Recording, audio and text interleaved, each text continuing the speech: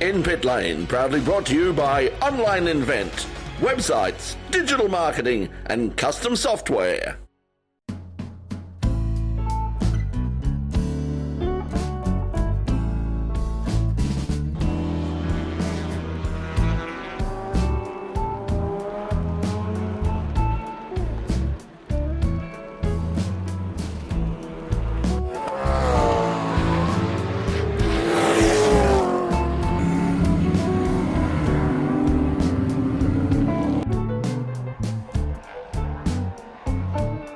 They don't build racetracks like this anymore, they're all flat. So these days, you know, the new tracks are flat.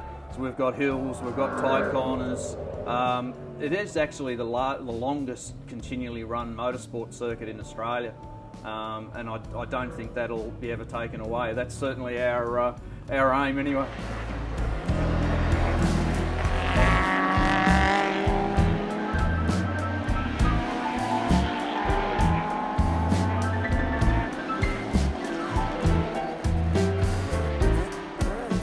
Probably the best circuit in my mind in Australia would have to be Bathurst without a shadow of a doubt.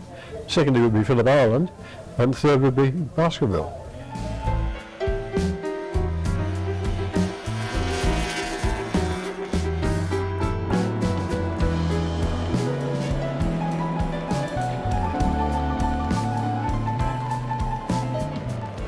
The surface is great. I wouldn't like to see the track change too much, because it's just a unique little circuit.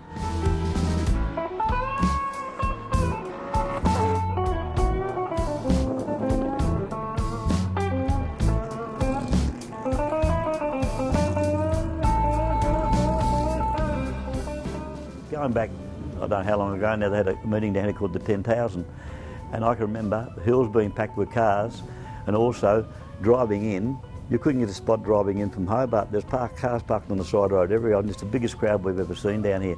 And going back to another famous name, John McCormick, like, you know, run the Charger here, so like on and on and on it goes. I can remember seeing Alan Moffat and Cologne Capri down here.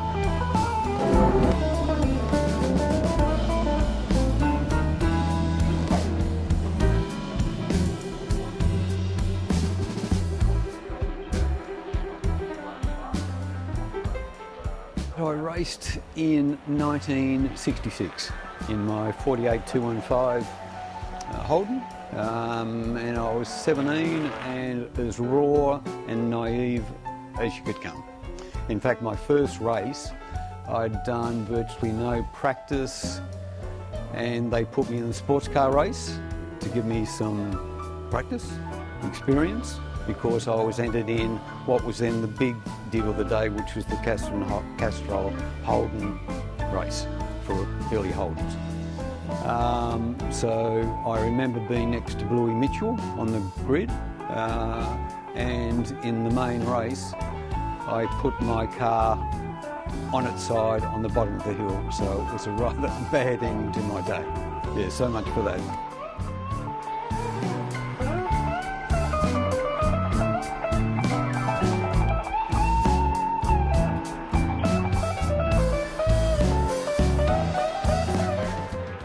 Any track that's it's got hills and corners, blind corners and stuff, it makes it interesting, as opposed to, you know, the flat sort of circuits that the crowd can see the whole. Great for the crowd, but in particularly here it's good for the crowd because they're sitting up on hills. So.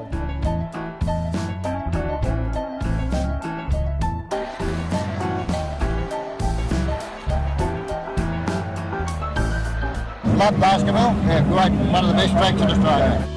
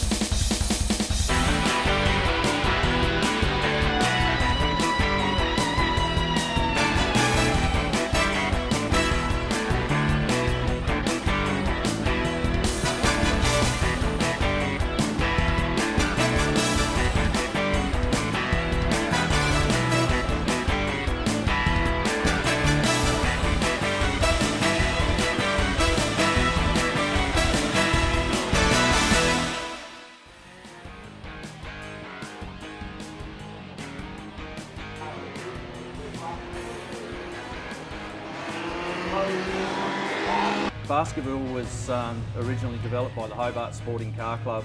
In 1954, Hobart Sporting Car Club started. They did a few road events and they soon realised that they needed their own track. So some of the committee came out to this property. They literally walked around, they put some stakes in the ground, and in 1956 Baskerville Raceway was formed on the exact layout that it is now. It is a natural amphitheatre, so spectators can sit on the hill and see the whole track. It doesn't matter where they sit. They don't build racetracks like this anymore, they're all flat. So these days, you know, the new tracks are flat. So we've got hills, we've got tight corners. It is actually the longest continually run motorsport circuit in Australia. So originally the event was started by some members of the MG Car Club, and as it grew, it started to combine other car clubs. It got a little bit too big. And then once the Baskerville Foundation commenced, it was deemed a good fit, that it would be a good way of the foundation to launch itself and to raise ongoing money. And the event's grown and grown. We had a hiccup like everyone with COVID. We've tried to bring over mainland categories and promote the track. Slowly gaining momentum on the historical calendar across Australia, and we've become quite well known. This weekend I think we've over 60 interstate competitors, the most we've ever had. So I think the event seems to be attractive to people because it feels very old-fashioned. It's an old-fashioned circuit where all the organising committee, a lot of the competitors, they're all enthusiasts. So there's no one trying to make money out of the event. Whatever money we make, it gets put back into the track. From an entry point of view, this would be the cheapest race meeting in Australia as far as your entry fee and how many laps of racing you get. It's value for money. The big inhibitor is the boat and the ferries across. So if you're going to bring a race car and trailer with a race car on it, you're going to spend $2,500 across that stretch of water, and there's no way around it. The only thing you can do is if your race car happens to be registered, you can drive your car on the boat. For this event, we've actually loaned a few trailers to people that have actually driven their race car on the boat and then unloaded in Devonport, borrowed a trailer off us, and they've put 2 cars on the boat for $600. As far as this event goes, we'll continue into the future raising funds and spending that money on infrastructure. I don't know how much of a chance you've had to look around our pit area yet, but it is still very old-fashioned. It's on grass. We'd like to build more carports, more garages, and just basically generally improve the experience for competitors and our spectators. People pay $30 to come to an event these days. They expect better toilets, they expect better food. It's just the natural progression. So we need to lift the professionalism of Baskerville Raceway, and that's the intention. Get the phone ringing for your business with website development and SEO services from Online Invent. Visit onlineinvent.com.au. John Walker is a local legend. Recently added to the Tasmanian Motorsport Hall of Fame, Walker started his racing career here at Baskerville. In 2022, he was back at the track to reacquaint himself with some cars from his past. The Group C Mazda RX-7 he raced at Bathurst with Gene Cook, and his most successful car of all, the 5-litre Chev-powered Elfin ME5. Well, when I bought the car, I bought it off Don Elliott. The car was raced by Robin Pear and Tony Edmondson. Previously, the car, when it was built for Neil Allen, and the car held the outright lap record at Sandown for 10 years when Neil was driving it. I bought the car off, like I said, off Don, and ran the car here locally. I crashed the car at Simmons Plains and repaired the car. It's a monster of a car to drive. It's unique because there's only one of them, one Elfin ME5, which was built. The car then was sold to many people. I sold to a guy in Sydney. He passed it on to and it had many owners. Then it was owned by a gentleman in Germany, I believe, or US, and the car competed over there very competitively in Can-Am series, winning his class a lot.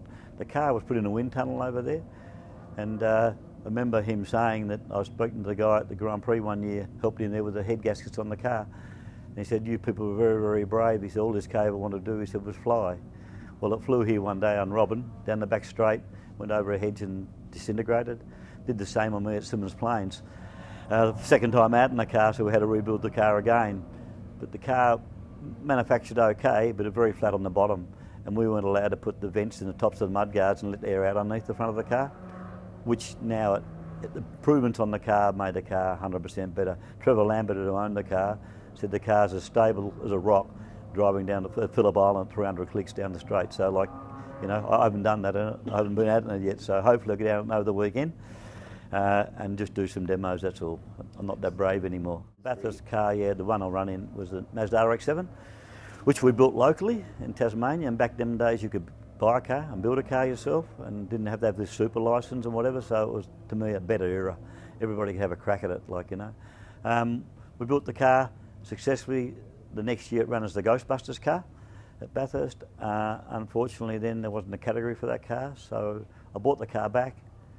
I leased the car, then I bought the car back after they purchased it off me and ran it here locally with a turbo on it for 3 years and won the improved production class for 3 years down here with the car. The car now that you see here today is a tribute car, and it's done up exactly the same as the car we built. I drove with Gene Cook back in the day. And again, Dave's done a marvellous job of the car. You would think it was an original car, so many, many thanks to Dave Thompson. If there's more about like him, there'll be more cars collected and repaired. You know. You were recently inducted into the Tasmanian Motorsport Hall of Fame. Yeah. What did that mean? That meant a lot. To me, excuse me, it meant the holy grail of motorsport for me in Tasmania. To be recognised by your peers in motorsport, and I've been doing it for so long as a driver. Then I went with my own Formula Ford team. I've worked on many touring car teams. I've worked cricket with in touring car masters, Adam Garwood in touring car masters, and just to get to the top and get recognised, it was amazing. It was just a big buzz. The Hurd family have been a big part of Tasmanian motorsport for decades. Darryl Hurd followed brothers Roger and Greg into the sport, winning many local championships between them. Darryl races the historic Baskerville in his latest car, one of the last of the famous cheetah open-wheelers from Melbourne constructor Brian Sheed.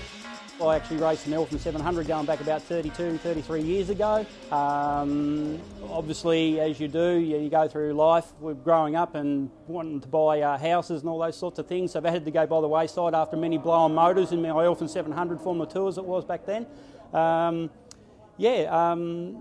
Funnily enough, with my two older brothers, which are, no need to mention Roger Hurd and Greg Hurd and what they've done at Baskerville and around Australia with motor racing, we got back into doing what we called Baskerville 1000, which is a cheaper form of motorsport where we can all compete for a 6-hour event in a car that costs less than $1,000. And it really actually sparked the interest again, and I'd gone over to the Phillip Island Historics and just couldn't help but look at the open wheel. I was always loved open wheeler race cars, always wished to actually race a Formula Holden, and that never happened, of course. And so, yeah, lo and behold, I noticed a couple of cars. I ended up purchasing a Cheetah Mark 8 from Luke Botten up in Newcastle, and that was an ex-Arthur Abraham's car, which won the Australian Formula 2 Championship in 1987. So, yeah, it all came back to, I've got to learn to drive the thing. So. It's a Cheetah Mark 8. It's the last of the Cheetah Mark 8s which was built prior to the Formula Holden, the one Formula Holden that he built, Brian Sheed, the late Brian Sheed that is. It was a car which is a little bit unique in the Cheetah Mark 8 because ground effects was banned, and this particular car was the only Cheetah Mark 8 which didn't come out with ground effects. In other words, it had a flat bottom to suit your new rules, and it's a 1600cc single overhead cam, 2 Weber carburetors, and pretty basic in some ways, but yeah, obviously the lap times are very, very fast in the car. Baskerville, just a wonderful track, you know, like it is really a driver's circuit. I have never ever spoke to any driver that hasn't enjoyed driving around here. For the spectators in particular, just amazing. I mean, I've been coming here since a young boy, sitting up on the hill, watching, believe it or not, some of the cars that are actually racing today, when I was like, I don't know, 12, 13 years old, and going, wow, if only I had a car like that. So lucky enough to, as I mentioned before, follow in my brother's footsteps, and after a very long stint of motocross racing for me and around Australia, is I got to race a open-wheeler race car. That's what I wanted to do. So, yeah, no, wonderful circuit. Peter Turnbull has been building and driving one-off Aussie specials for years, and he shows no signs of slowing up. His latest creation, which made its debut at Baskerville, wouldn't look out of place on the famous Brickyard at Indianapolis, but it's 100% Australian. The yellow car here, I've just actually built that. It's a copy of a 1964 Indianapolis Roadster, and it's took me about 2 years to build, and this is the very first race meeting that I've raced it at. So tell us about what was the inspiration for the car? I just love, I love all sorts of cars, but I love old front engine cars, you know, like 40s and 50s cars. I like that. I've got some rear engine cars as well that I've built, but I love front engine cars, you know. It's got a lot of sort of early IndyCar vibes. Garth Wigston was the patron of the 2022 historic Baskerville. His long motorsport career began back in 1960 with a home-built open-wheeler called the Piaggio, powered by, of all things, a 150cc Vespa motor. From then on he progressed to an early model Holden, which began a long pathway to his final year of racing in a Group C Commodore in 1983. Along the way, one of his many co-drivers at Bathurst and other long-distance races was Charlie O'Brien, who surprised Garth with an unannounced visit to Baskerville to catch up with his old mate and to have a chat within pit lane. I had no idea Charlie was here until I walked in the door. I thought, oh, wow. That was great to catch up again. It really is, for sure. Very, very much so. Yeah, thanks to Peter for inviting me down. It's wonderful to be here, and particularly I've done a couple of historic races in the last few years, and hopefully I can do a few more. And I just love coming and seeing these old cars that you grew up with. I think anyone that was serious about their racing in their earlier day can carry some sort of speed into an older age. So yeah, I'd sort of say that I still enjoy it. I haven't been doing any racing for quite some time. I've gone to sailing yachts instead, racing yachts, which is a little bit more of the age of I am, I think. To really at least with that, you know, if there's no wind around, you can sit back and have a drink. Yeah, absolutely. That's the best part of it, Charlie. That's right. Yeah. I don't think boats are less expensive than cars. No, I think they're worse, Charlie. There's a big problem. The hole's a bit bigger, I think. Yeah. Since Baskerville started running historics quite a few years ago, it was a bit of a punt to do that. It was a bit of a save Baskerville situation to do so, but that came through with flying honours, and it's progressed from there. And to have 240 odd cars to a meeting like this with so many mainland competitors is fabulous, and that gives some indication as where Baskerville stands on the whole motor racing season in Australia, and it's certainly quite something. But I think, tell me about what Charlie was saying, it's a real driver's circuit. It's not very only a mile and a quarter long, but it's got something of everything. It's got its hills, its corners, its blind left-handers, it's got everything you could think of. So, but apart from I would imagine, like, apart from the historic racing, keeping racing tracks, we need more racing tracks in Australia rather than less. Recently they've closed one down in New South Wales, correct? Yes. At Goulburn, and I don't understand that because road safety should be based around young people having somewhere to go and learn how to drive and control a car. And unfortunately, the more tracks we lose, then the road safety becomes more dangerous. Yes, at Baskerville here we were very fortunate on that. We're getting the government on side many, many years ago. We actually built our skid pan, and it was quite a big thing, but it got us well and truly involved with driver training, and Baskerville was very, very strong in that. I must admit I was very much part of that myself and really enjoyed it. It was great fun. To getting to people getting them at the right age as well and teaching them how to drive correctly, it's a big thing, and it's certainly something that needs more. We need more of it, because like at the end of the day, a kid learning how to answer 27 questions and then driving a car out which literally can kill them is not the answer to road safety. No, and certainly more. One of the main attractions of the historic Baskerville is the chance to see cars and drivers that you just never see on the mainland. This field of classic Holdens was worth the trip down just by itself. Historic touring cars are of course a huge part of any historic race meeting in Australia. Big fields, great racing and a wide variety of cars. Here at Baskerville, one car in particular caught my eye. Having all too briefly owned a 1963 Volkswagen Beetle, I had to find out more about this one in the local Group N ranks. At only 1300 cc's, the car was surprisingly quick and, hashtag me personally, I thought it looked great.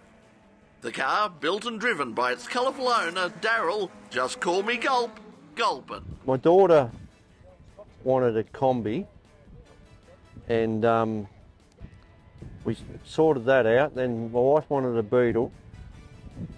That got sorted out. Then if you put two Volkswagens together, they breed. So then we had all these Volkswagens. I thought the simple progression would be to get a race car. So I bought a 1200 Beetle off Gavin Sheen out of Kinglake. Then when the COVID hit, he rang me up.